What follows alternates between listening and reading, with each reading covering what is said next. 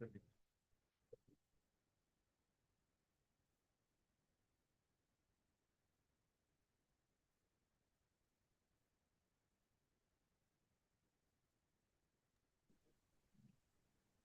good morning. This is Brett Thompson at the Office of Emergency Management. We are going to hold for just a second to wait for Sheriff McMahill and see if he gets on. Hi, Brett. This is Kevin McMahill. I'm on. I'm having a little computer issues with mine, so I'm using Anna's laptop while we're getting my stuff sorted out. Okay, sir. The committee is yours. Okay, good morning, everybody. Like to call this meeting to order, and we could start with the roll call, please. Lauren Borst for the record. Kevin McMahill. Present. Carolyn Lovern. Here. Michael Brown. Here. Chris Lake.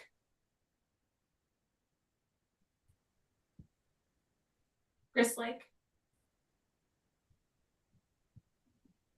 Corey Solferino. Here. Brett Compton. Present. Samantha Laddick. Here. And one more call for Chris Lake.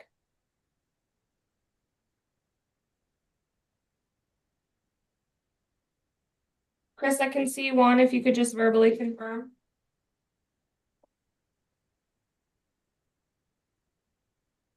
You have quorum.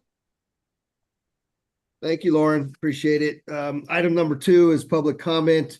No action may be taken upon a matter raised under this item of the agenda until the matter itself has been specifically included on the agenda as an item upon which action may be taken. Public comments may be limited to 3 minutes per person at the discretion of the chair.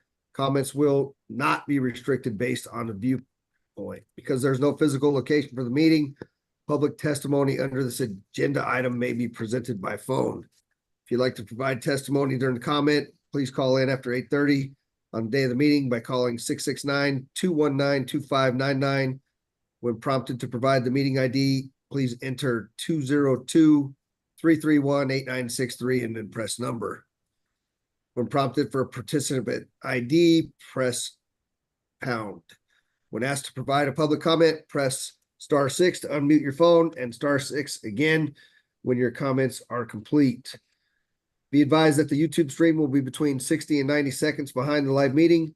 If you would like to present public comment, please call in using the above number to hear the meeting live. Lauren, do we have anybody for public comment? Not that I see, sir. All right, we'll give it a minute or so to just see if anybody dials in.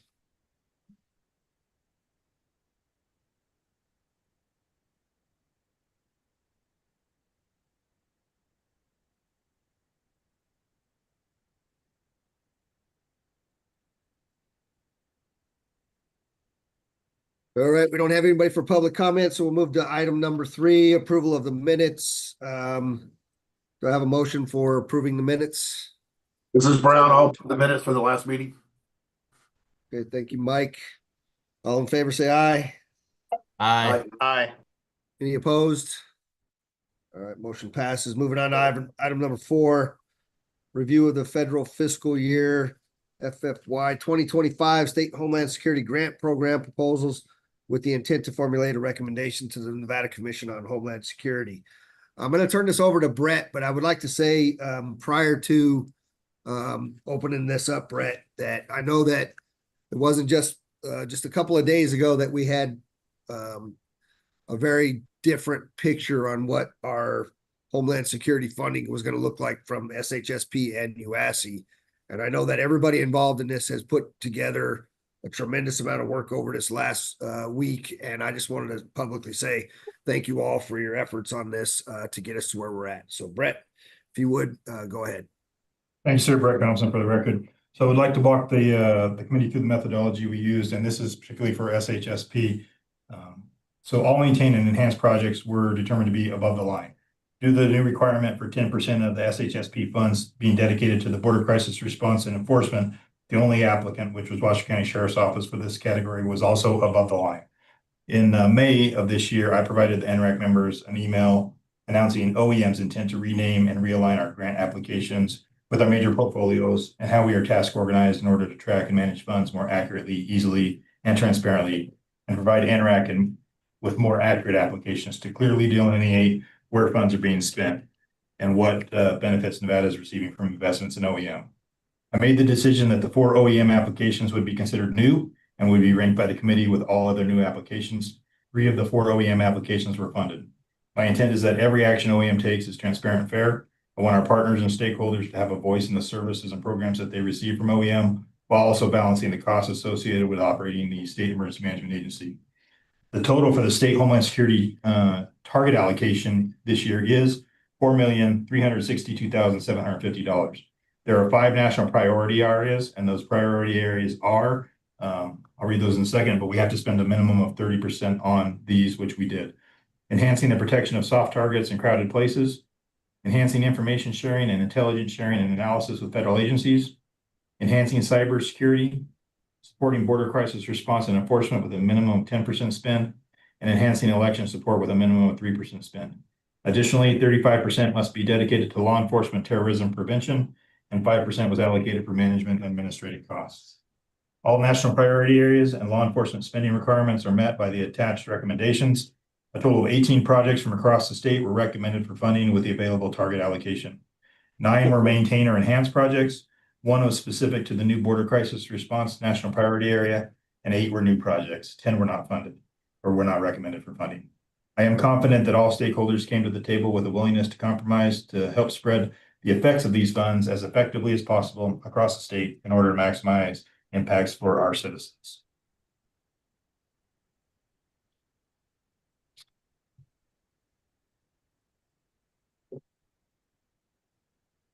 So that's all my opening comments there. If there's any questions or discussion for the group, happy to entertain those. And we have asked all applicants to be online if there are any specifics. All right, any discussion? Questions?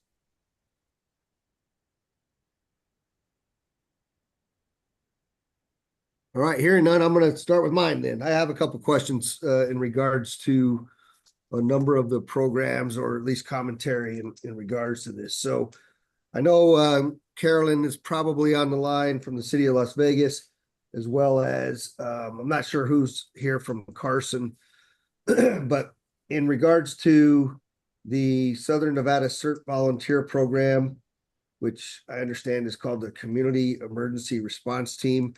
Between the 2 of those for the city of Las Vegas is about $420,000 that is set aside.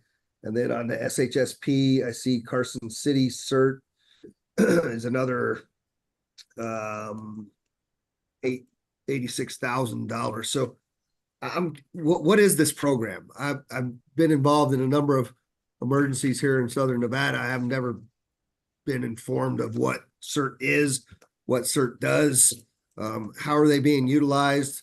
We're in reading this, I see that we're going to train 300 people in person. What is this and where are we going with it? How are they utilized? I'd like to have some conversation around that. Hi, Sheriff Carolyn Levering, City of Las Vegas, for the record. Hi. Good morning. The Community Emergency Response Team program has actually been in our community since 1999. CERT was created by LA City fire departments after massive earthquakes. They realized that they don't have enough first responders to go around in a big enough disaster. And so CERT was intended to train people how to do some basic emergency response in their own neighborhoods until help could arrive. So we've been using this program in the Valley since 1999. We started with Sun City Summerlin with a really active group of folks who wanted to be safe during an emergency. And it was originally funded through Project Impact, which was a mitigation fund in the Clinton administration.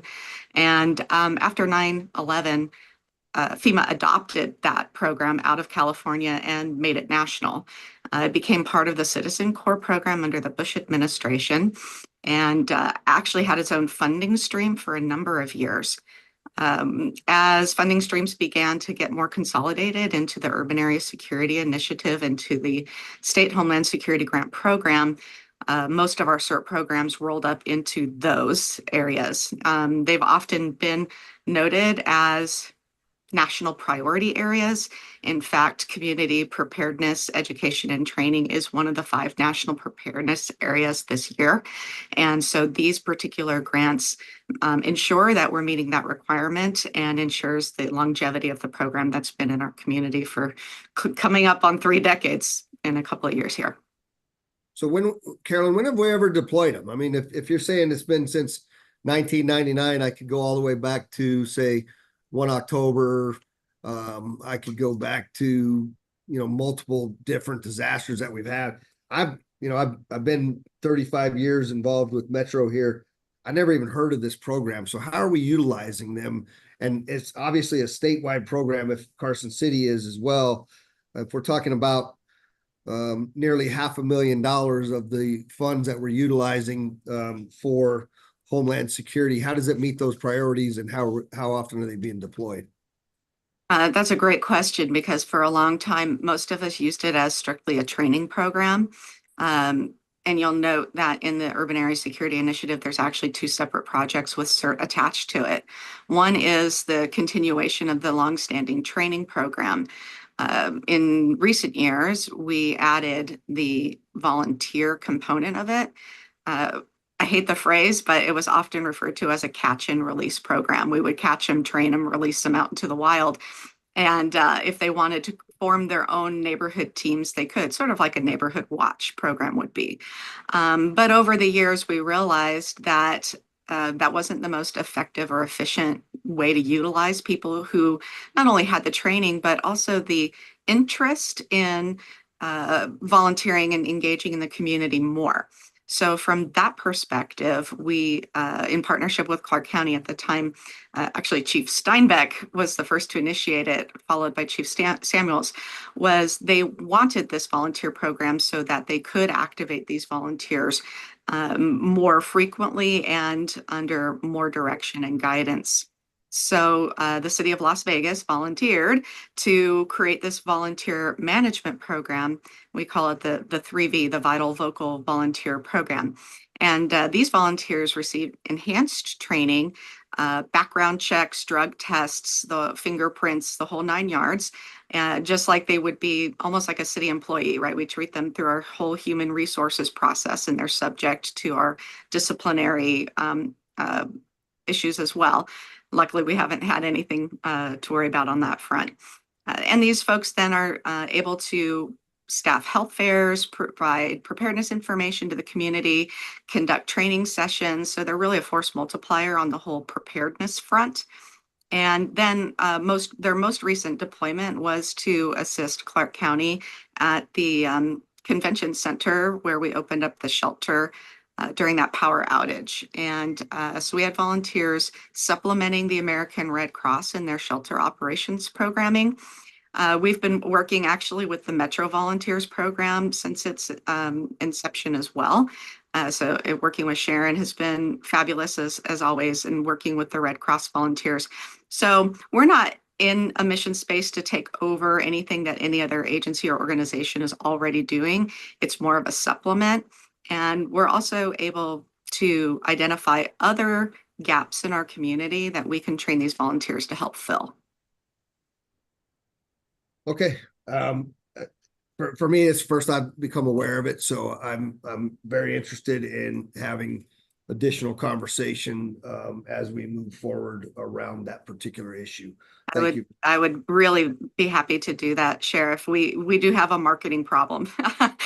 We've never had funds to actually market and advertise this program, so it is kind of one of those best kept secrets, word of mouth sort of things. So I would love to partner with you to help expand that. Okay, look forward to it. Anybody else on that particular issue?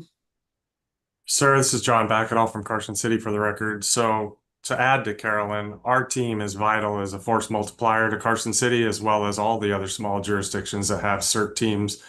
So they canvass our neighborhoods and storefronts and hand out informations pre and post events so that people are aware how they can get our alerts through Alert Carson.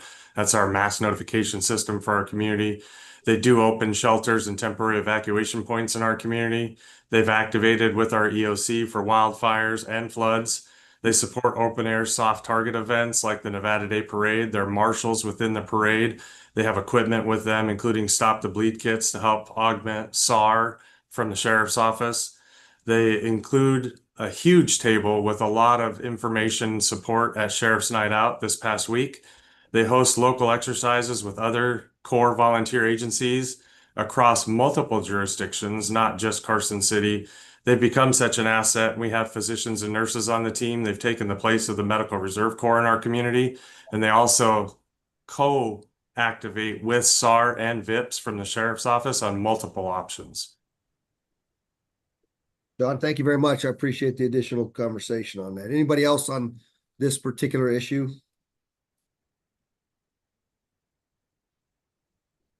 So I believe we need to take a vote on the SHSP part of this, so I'll take anybody for a motion. Sheriff McMahill, Corey Sulfurino, I'll make a motion to approve projects as presented by DEM. On the SHSP. Thank you, Corey.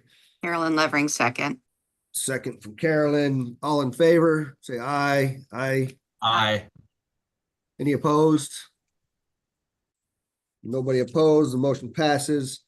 Moving on to item number 5, which is the review of the federal fiscal year 2025 Urban Area Security Initiative proposal with the intent to formulate a recommendation to the Nevada Commission on Homeland Security. It looks like Deputy Chief O'Neill's prepped to have this conversation. Sir? Yeah, good morning, Sheriff. Good morning, Commission. Brian O'Neill for the record, Urban Area Administrator for the UASI program and Emergency Manager for Clark County. The Urban Area Working Group met in a 7-hour meeting that was very collaborative, allowed a lot of priorities to be met and a lot of projects to pass the line. We voted on projects for the urban area utilizing the Homeland Security Grant Program, funding directed toward the Las Vegas MSA. This funding was an appropriation of $8,958,896, with $8,510,951 available for funding within the urban area. A total of 42 projects were considered, representing the priorities submitted by Clark County, LVMPD, SNCTC, City of Las Vegas, City of Henderson, and the City of North Las Vegas. 11 projects were marked as maintained and passed without vote, totaling $3,008,367. These were ongoing projects from previous years. One project was passed to meet the required election security 3% threshold. One project was passed to meet the required 10% border security threshold. Total required category spending was $1,165,889, or 13% of the award. That left $4,336,693 available for new projects and enhancement of previous projects, which resulted in 18 projects passed by the voting members. These broke down into some longstanding high-dollar capital projects that some of the membership was able to obtain with the higher allocation to the urban area this year. Total law enforcement terrorism prevention activity spending was $5,404,301, or 60% of the UASI allocation. So our law enforcement category spending was much higher than the minimum threshold established by FEMA. In total, 31 projects were approved for funding, and 100% of the award was encumbered for FY25. And I'd be happy to answer any questions.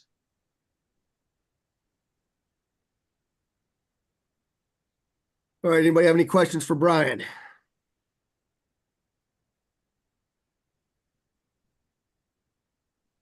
Hearing none, I have a couple. So couple questions in regards to the tethered drones requested by Clark County Fire and City of Henderson Fire. What specifically are we intending to use these tethered drones for?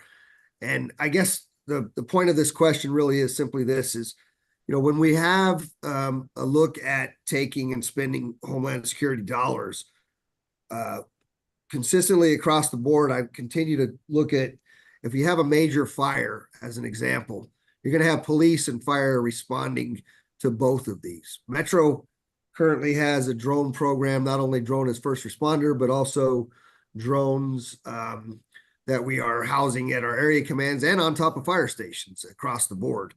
And so I question why we're looking at having $200,000 spent on drones when it's a joint response to any one of these types of fires And are we really looking at maximizing our effectiveness of a joint response to any of those types of incidents? And so just like to have a little bit of discussion around that. Sure. First with the LVMPD drone project, we did fund additional drone build out. That was a priority of Sheriff Korn. And so the SNCTC Drone Operations Center is continuing to be funded this year as it was last year. We are fully supportive of the Drones on Fire Stations program. We expect the construction will start there in the next couple weeks. The limitation there is that they're limited to the areas that they're placed in. It doesn't provide whole of valley coverage, and those drones have limited flight time because they are battery powered and flown autonomously from SNCTC. So these drones that we're bringing are tethered so that it allows them to be well, to back up, I would say that we do use the drone operators from LVMPD when we can. So we respond tasks to come out and fly drones for us. They typically have a 15 to 30 to 35 minute response time. They're not immediately available to us. And so us bringing our own drones allows us to have greater situational awareness and accountability for our responders in that initial and most critical period of time, that first 15 minutes of an incident where with the lightweight construction that we have here, fires in attic spaces and homes, we are going to have building collapses here early, not 30 minutes into the incident. And we saw that just recently on the fires near UNLV, where a Clark County engine was nearly struck by debris falling off of an upper floor from the attic space of a commercial building fire. And so these drones allow us to have greater overwatch for the incident, greater accountability for our forces, greater situational awareness for incident commanders, a shared platform that we can access remotely from the incident, greater fire management, support and awareness of our incidents, and then a longer flight time because these are tethered. They can stay up indefinitely. They're powered from the vehicle. And they're not bound by the battery limitations of the autonomous drones. A great explanation. What I would just encourage is that we continue to have conversation, because once you get technology, now you have to have people to operate it. We're always going to continue to go back to having additional personnel funded by these types of things. And I really believe that our partnerships that already exist around here, since we all respond to this stuff, we'd be better off having a conversation about already existing resources and how it is that we can deploy this new kind of technology. You're right, they do last a lot longer. They're vital to what it is that you all do, and you do an amazing job. I just believe that it'd be better off from a statewide perspective if we have the conversations around what we already have and how we can add to the existing opportunity to more effectively collectively deploy these types of technologies. Yeah, I agree with you completely, Sheriff. And we've started the discussion of having a strategic plan that would align some of the state priorities that around a more consistent platform than the constantly changing federal priorities. And I think that we would be more than happy to engage with you to develop that plan. Yeah, appreciate it. Thank you. Anybody else on this? Sheriff Korn, Dinah Clarkson, City of Henderson Emergency Manager. Just Hi, wanted Diana. to, hi, Sheriff, how are you, sir? Good. Thank you. Just wanted to reiterate for Chief O'Neill's, because the City of Henderson also requested 2 additional tethered drones. And the primary goal of this is for those extended duration calls. It does provide that aerial imagery, both for first responder safety and community safety, and it allows for that immediate real-time intelligence and information sharing direct to the incident commander, because they're able to get that footage on scene. It also allows us with tethered drones per FAA regulations. Our public safety agencies are not required to be Part 107 licensed for tethered drone operations. So it expands upon the capability to fly drones without having to have all of that additional licensure, as long as all of the other requirements are met. But City of Henderson is greatly looking forward to partnering with LVMPD. I know there's already communication with Sheriff Korn for how we can be integrated into your drone first responder program, and we're looking forward to that opportunity as well. Great. Yeah, I just think we could do some amazing stuff collectively if we're all on the same page with it. Yes, sir. Looking forward to it. Anybody else on that particular issue? All right. One other issue I wanted to bring up is this grant in regards to the coroner mobile CT, I believe is what they're calling it. I'm having trouble finding it on my actual document here, but the request was for 700,000. We gave it a partial funding of 350,000. I'm trying to understand better, number one, how this ties into counterterrorism, terrorism prevention, all of those particular issues, but also if we're only going to fund it at half of what, here it is, half of what the request is. I'm wondering how, if the request is 700,000, we funded 350, how do they pay for the rest of it? Is that supplanting? Are we having any issues? But really, how does it fit into the larger counterterrorism perspective that we're having to address as we move forward? So I don't know who can answer that question, but.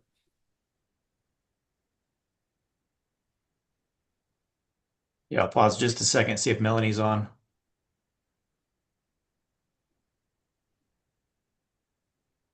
Doesn't sound like it, so I'll go for her. So this was a priority from the coroner's office. This helps to deal with her mass fatality response, which is one of our core capabilities that we try to maintain and enhance. One of the major challenges that we had from 1 October with the increase, the sudden increase in surge capacity that we needed from the coroner's office to process all those fatalities. And this allows her work to be done much more efficiently and effectively by having this device that will allow her to conduct autopsies almost virtually without having to conduct a physical autopsy on so many decedents. And so she already is short-staffed. She has about, I think she said 17 different forensic pathologists that she contracts with around the country that she has to fly in for surge events. So this allows her facility to be more efficiently ran. We did receive approval from the deputy county manager and the county CFO to provide capital money to any overage because we knew that we were likely going to come up short. This is a very expensive item. And so the county's committed to funding anything that it falls short of in that initial purchase. And then the coroner's office would coordinate the delivery of that product. I appreciate the explanation, Brian. I'm still struggling with how this fits into the prevention or the interdiction or the real-time response to these, the core mission of counterterrorism here. And I get it when it's a mass casualty. I understand where we're trying to go with that, but I don't know that, for me, when I read that particular proposal, and I was briefed on it, the question really fits is how does it fall into this line of funding? And I'm curious how you all had conversation around that particular piece to get to the place. So the other question is, does the supplanting enter into this when you're paying half of it and the other half is being supplemented by the county? No, because it's not currently funded. She had to go back. We're out of our capital budget cycle, so she had to go back and get special funding for it. She doesn't currently have that funding in her budget, so it's not replacing any other money that she already has dedicated to this project. And this would be a special funding item for her. And when we look at it, if we can fund this or not, this certainly isn't prevention or protection, which are the typical law enforcement missions in the terrorist space. But this is response and response to a terrorist event for law enforcement or for the fire department or for a medical responder might look differently. For the hospital, it might look differently. And for a coroner's response to a terrorist event, it's going to look different as well. And it requires different equipment to fulfill that mission. Yeah, listen, I mean, there's no doubt that they were overwhelmed in 1 October with the amount of casualties that we had. And but myself personally, I just have a struggle of connecting the Homeland Security funding directly to this particular piece and this request. So I don't know if anybody else has any comment around that.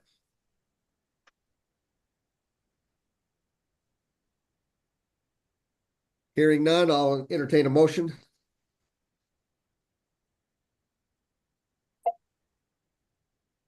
Carolyn Levering for the record. I move to approve the slate of projects as recommended by the Urban Area Working Group. Thank you, Carolyn. So second. Christopher Lake will second. Thank you, Christopher. All in favor, aye. Aye. Any Aye. opposed? Motion passes. Moving on to item 6, public comment again. No action be taken upon a matter raised under this item of the agenda until the matter itself has been specifically included on the agenda as an item upon which action may be taken. Public comments are limited to 3 minutes per person at the discretion of the chair. Comments will not be restricted based on a viewpoint. Do I have to read all those numbers again? This is Samantha Laddick from the AG's office. No, you only have to read them once. All right. All right, I'll give it another minute to see if we have anybody for public comment. Sheriff Carolyn Levering for the record. Go ahead, Carolyn. I just wanted to publicly thank Zach Edler for all of his hard work over the weekend.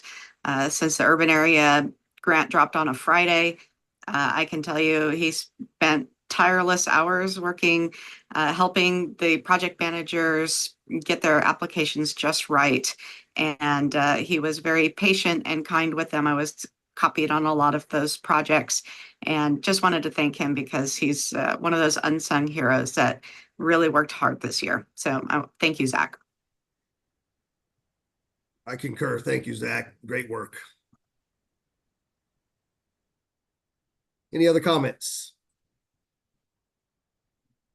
Anybody online, Lauren? No, sir. All right, moving on to item 7, adjournment. Take a motion. Move to adjourn. Great work, everybody. Have a great day. Appreciate it. See you at 1 o'clock, I believe it is. Thank you.